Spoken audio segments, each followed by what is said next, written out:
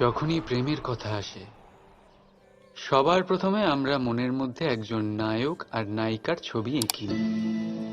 কি আপনাদের সাথেও ঠিক তাই হয় না? কিন্তু প্রেম কি কেবল নায়ক নায়িকার আকর্ষণের বন্ধন?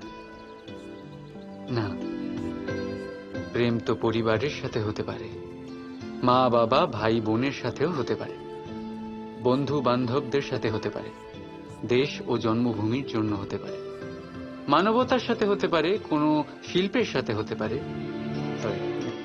এই প্রকৃতির সাথেও হতে পারে।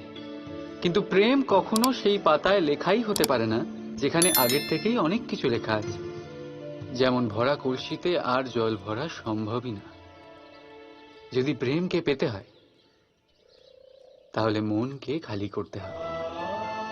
নিজের ইচ্ছে, নিজের সুখ সব প্রেমকে সমর্পণ করতে হবে।